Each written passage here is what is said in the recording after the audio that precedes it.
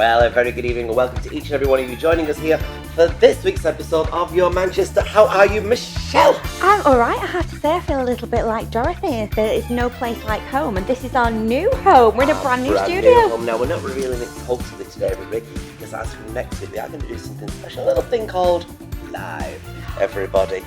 So that'll be all very, very exciting. That'll be coming to you every Thursday, everybody. Every Thursday. I know. It is absolutely fantastic. We've got a jam-packed show for you tonight, though. We've got loads of people coming into this very, very studio. Who have we got? So we have got somebody that you might know. Oh. A very good artist by the name of Mr. Justin Eagleton. Do you know him? Don't know him at all. I mean, just same surname and all that, We're also going to be looking, we're going to be going over the pond, everybody, to a place called Jersey, where thankfully our lovely Hayley has been stranded, everybody, and she's there at the moment talking to a few wordsmiths and stuff like that. Yeah, lovely. Good. She'll have some new words to spread joy she to will. us. And also, we must just quickly talk about, because I know we were watching it yesterday. We did, yes. Did you enjoy And Juliet, the brand new musical, everybody, that is sweeping Manchester, soon to go to the West End? Absolutely. It's got one more week here in Manchester. If you can catch it, really, really do, because it's on at the Opera House. It's based on William Shakespeare's Romeo and Juliet, but it's Romeo and Juliet like you have never seen it before, because it's set to pop music. Yes, don't be expecting a sensible Shakespeare show, because that show takes off and kind of goes 90 miles per hour, doesn't it? Oh, it is absolutely cracking vocals and quite a hot William Shakespeare. Yeah. Very much so, absolutely. Yeah. And talking of hot people who are on, stage and maybe might be doing a bit of voguing, we've got our very own hot person with us right now from the House of Saurez. From the House of Saurez. And then we go back to your name, which is Darren. It is. Which is great. Oh, Darren, thanks for joining us. It is absolutely fantastic, this concept. Tell our viewers about it, though, if they've never heard about it before. Okay, so I'm a voguer. I used to study some voguing in the clubs in the 80s. And in 2006, I set up my own company called House of Saurez. And the reason I chose the surname is because that's the sort of nature of the ballroom scene, the vogue scene. So I'm the mother or the father of the house, so that takes my surname. And then in 2008, one of my tick boxes was to actually devise and create my own Vogue ball. And we started it quite small in Liverpool, and over the years it's grown and expanded. And it's grown to a 3-day festival event in Liverpool, and we've been in Manchester once a year for 6 years now, nearly. So in this ball, do we see you compete then in the voguing style? Because I love Pose, which has been on BBC Two recently, and obviously it's set in the 80s, and there are certain houses and mothers and fathers of the houses, which you've just explained. Yeah. Am I right in thinking it's a little bit like Pose? It's very much like Pose. Pose is ballroom, while the House of Saurez is a celebration of the Vogue ball culture and the whole ballroom scene, but the categories still exist. It sounds very... When's the Liverpool event on? So the Liverpool event is on... The whole weekend starts on the 18th of October. Okay. And then the Vogue ball's on the 19th. Right. And then I've got a cool down party on the Sunday. It sounds fabulous. Now you're being so kind enough to let one of our lovely viewers win the opportunity of winning a couple of tickets. Yeah, I'm really excited to give our viewers 2 VIP tickets. Now then, Michelle, how to make sure that the right people get these tickets? Oh, like me and you? Yes, indeed. I do think we should run a quite harsh question on this. Yes, always a harsh question. I mean, I'm thinking with it being a Vogue ball, there was a certain Madonna song called Vogue. I was thinking like a virgin, but yes, Vogue, that's fine. And I think the question we'll go for, now listen carefully everybody, name the third actress mentioned in the rap of Vogue. That's the third actress named in the rap of Vogue. Have you got it already? I'm in there. Yeah. I'm in there. I might not be able to pronounce the word, but I'm there. And how do they enter? All you do is you hit the subscribe button, so you will see that. So subscribe to the channel. Make sure you do that because we will be checking. You like to check, don't you? I do. And then in the comment section, we want the name of that very actress. And don't worry if you can't spell it, because neither can Belinda. It's true. I can't even say it. But if people just want to come along to your event and they want to buy tickets for it, Yes. maybe they don't win and they still want to come along, how do they do that? Well, tickets can be bought on Skiddle or at my website, which is houseofsaurez.co.uk. Thank you very much for your time. Thank you. Now, moving on. Yes. We have been given a little gift each. There you go. Oh, I do like a gift. And this It's like my birthday. is from one of our lovely, lovely supporters and followers and in association with us. Yes. Now, let's open it together.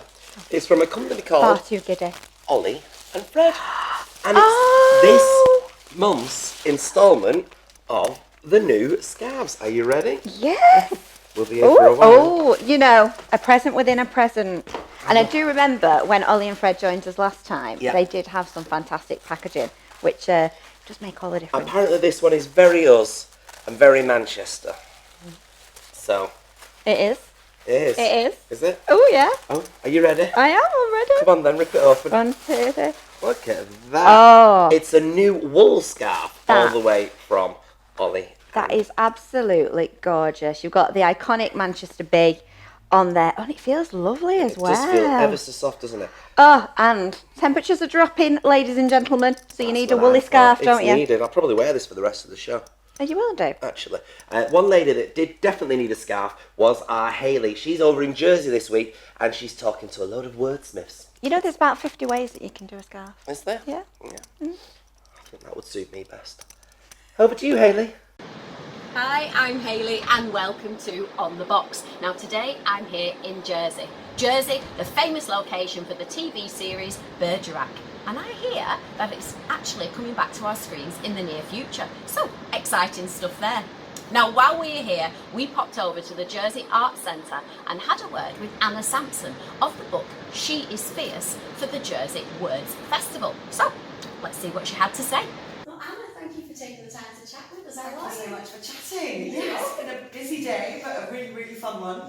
I've got to say, your book, which you were talking about in your show, She Is Fierce. We definitely are fierce, aren't we? Oh, yeah, As women, yeah. we're definitely fierce. It's one of my taglines, actually, funny enough.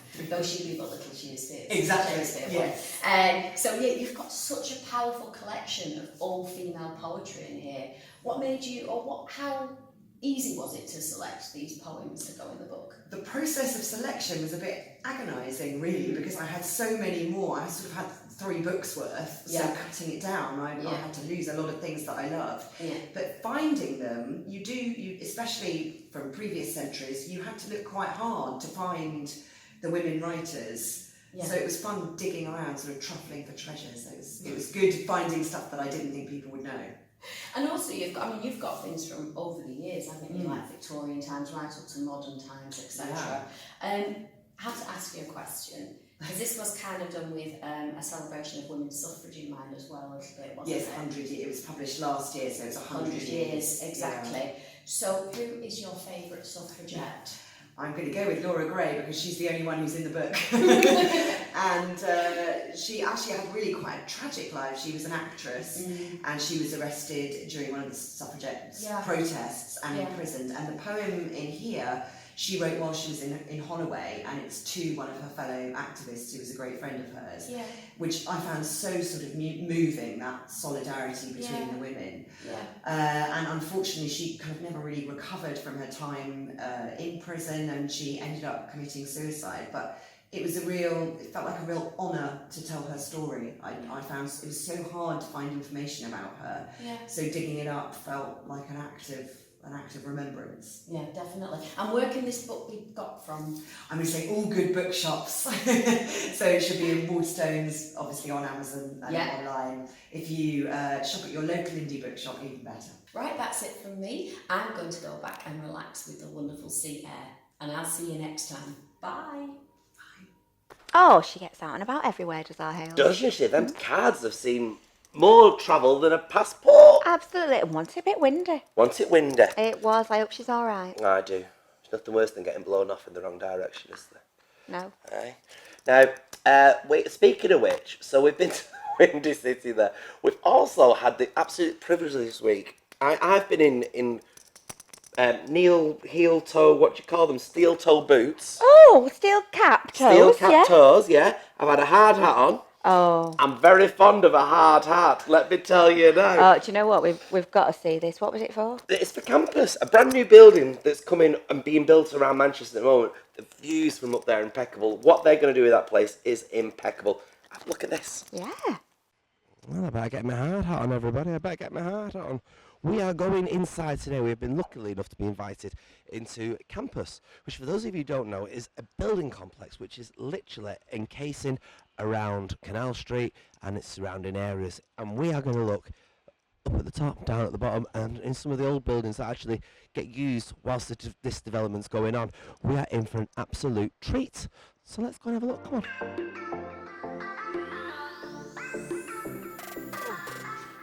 So where are we now then? So we're standing in the main garden area. We're standing at the first floor level of the Stack building, which is our very cool 1960s building that we've retained. Right. So out there, what you're going to see is a really heavily planted, almost botanical garden space in here. Really mature trees, surrounded by new independent restaurateurs and bars. And you've also got the bungalow.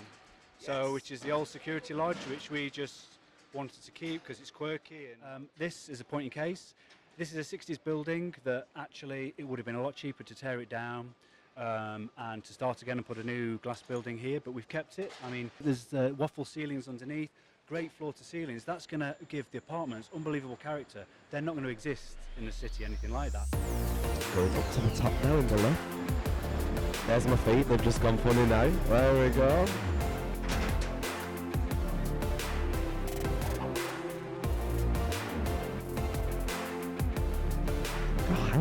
It's crazy.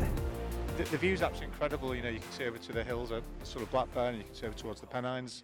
And actually, once you get above about 4 floors, pretty much everyone's got the same kind of view as well. So it's absolutely fantastic for all the residents who are going to live here.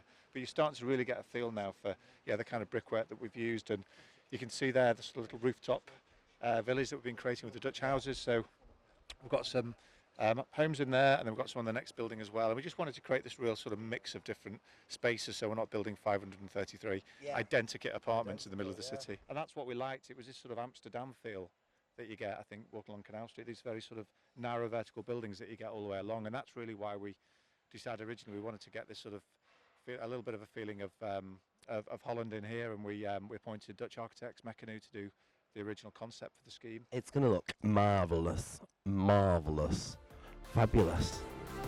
What a view!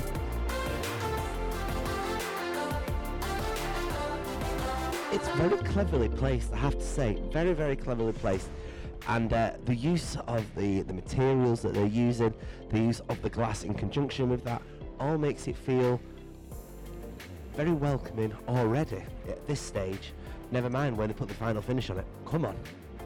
So where are we now then?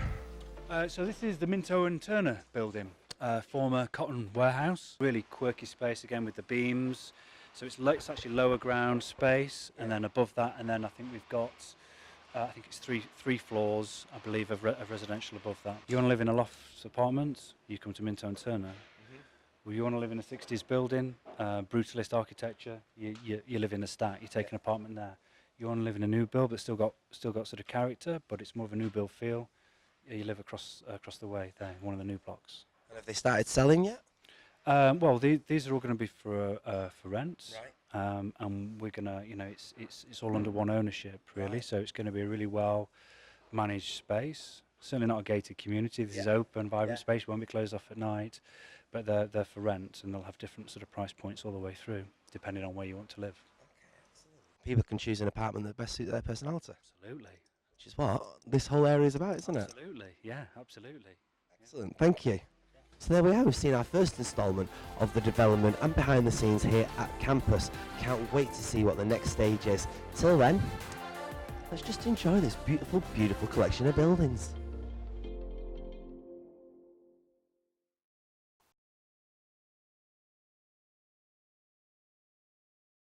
So yeah, I was all over that building, weren't I? You were. Honestly, it looks so fantastic, and those views were amazing. You can see everything, no word of a lie, you can see everything, and I do love views. And because of that, we brought somebody special in that you might know. Oh, I wonder who. Who? This is Justin Eagleton, everybody. This is Michelle's better half, everybody. Yeah. And he's an artist, and he's doing impeccably well, isn't he? No, he is doing well. I mean, I am biased because I'm his wife, but, you know, he's great. But get this, he has not drawn me or my children yet. Really? Exactly, Blindy. I think he just I thinks... thought he would have drawn you like Titanic, you know well, that scene? I've offered a few times. But here he is on the sofa in our studio. How the heck Welcome. are you? I'm very well. Do you like all our artwork dotted about? It's fantastic. It's good, isn't it? But it's not Absolutely as good. fantastic. It's very as- rustic. It is rustic. Is a rusty is a very good word. Now, you how long have you been painting and drawing for?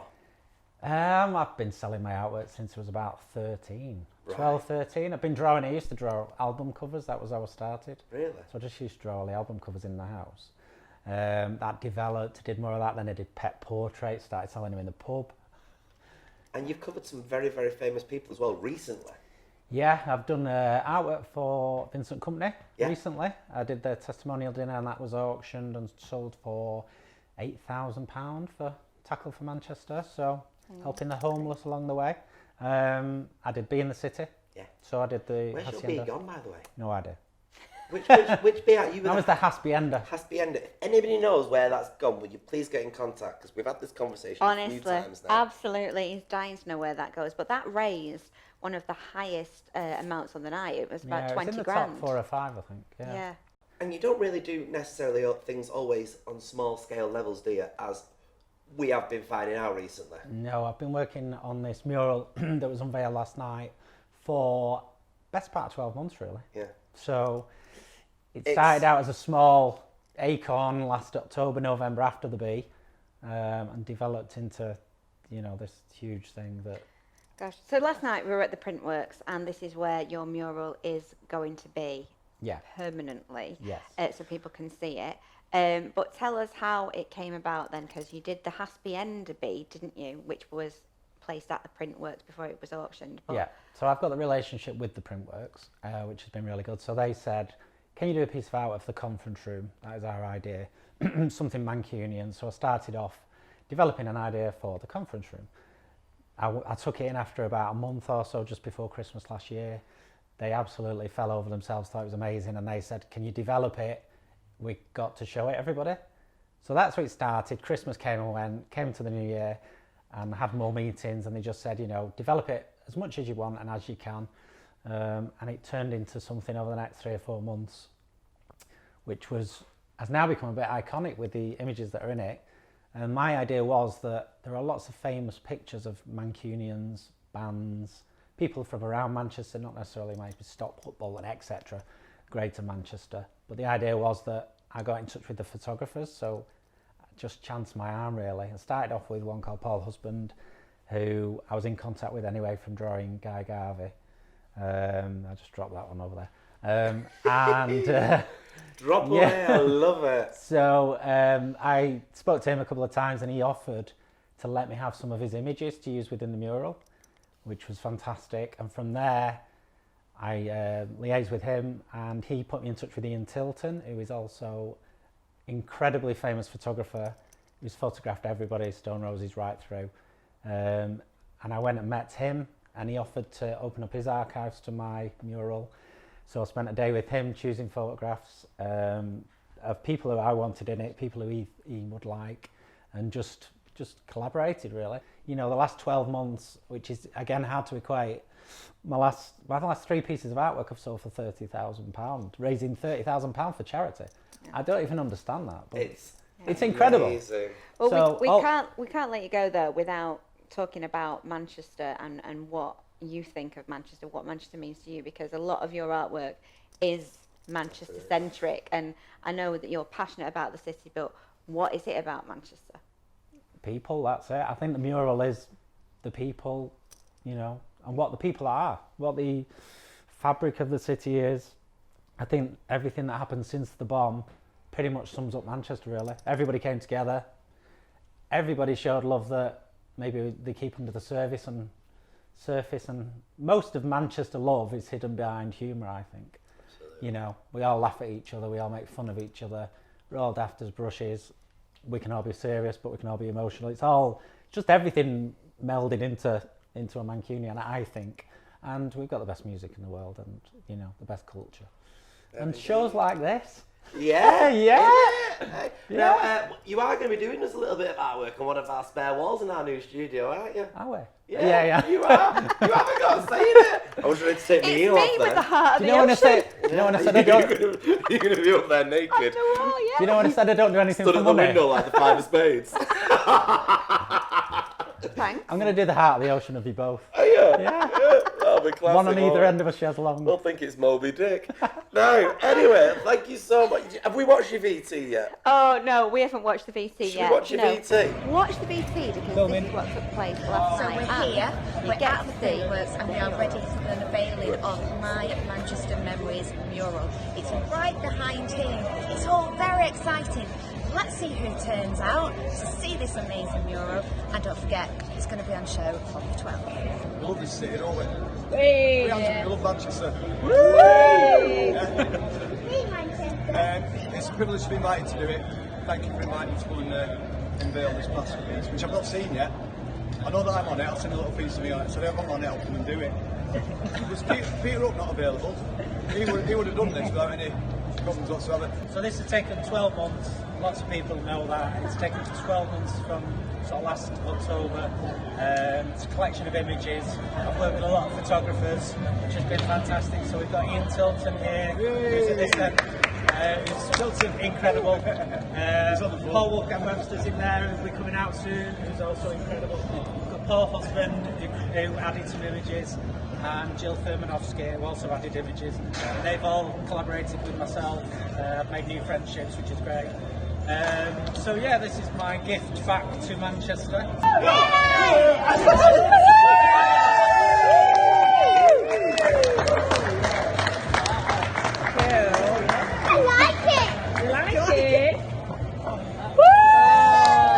So how does it feel to have your face on a huge mural? This is how it feels. But it's brilliant, and as you can see, they put me right in the centre of it. So that's why I'm sort of really comfortable. No, it's beautiful. That's me, photographed by Ian Tilton many years ago, as you can see, with the rest of the spirals. Yeah, it's nice to be included, because sometimes people forget about me. And well, the thing is, this is My Manchester Memories, okay? That's what the mural's called. And what are your key Manchester memories then? I mentioned something before about seeing the Sex Pistols in Collyhurst in 1976. They played at the Electric Circus, and that was when everything changed for me. So it's a very special Manchester moment, but on a personal level, it was like my whole lifestyle changed after that. And that's the Sex Pistols at the Free Trade Hall ticket. Wow. All these bands here, just seeing these bands when they started popping up, like Stone Roses, I remember seeing them for the first time. And the Happy Mondays used to blow me away. Every time I watched the Happy Mondays live, back in the late 80s, early 90s, every time I saw them play, I wanted to retire and get out of the game, because I thought, we're never going to be that good, you know what I mean? So, Happy Mondays. But yeah, it brings you on to how much talent and skill and has come from this city, it's like, just not just in music either, you've got like some amazing... That's awesome. Everywhere you look, it's just like geniuses of the trade, whether it's politics or art, acting. Coogan's on there somewhere. This is a love letter to Manchester, so, what would you say makes Manchester so brilliant? Well, it's hard to say what the reasons are for it, but we're very prolific in creating great stuff, aren't we? Music, revolutions. As to why it is, Tony Wilson had a theory it's because of where we are in the British Isles. We're central to everything. We've got an airport, we've always been a port city where ships have come from all over the world. And then on top of that, you've got this weather where we spend a lot of time in the house. It's actually raining now as we're speaking, but we spend a lot of time in our houses as kids listening to music. So that was Tony's theory to why it's such a creative place, and I tend to agree totally with that. My experience of growing up in Oldham was staying in, hiding from the rain, listening to Mum and Dad's records. So that was, my journey was that's where it started. Really. Thank you very much. That was absolutely fantastic. What a lovely bit of VT. It was, and don't forget, you can see that mural in all its glory from the 21st of October at the Printworks on the Danzig Street side, and you won't be able to miss it. It's massive, huge. I bet you've said that to me a few times. Anyway, thanks to each and every one of you for watching this week's episode, and make sure you click on the dingle dongle and make sure you all subscribe. From myself and this gorgeous lady next to me on the chair. Thank you. And don't forget, because next week we see more of this studio. It we do. reveals itself. It's the reveal, everybody. But thanks for watching. We'll see you all this time next week, only on Your Manchester.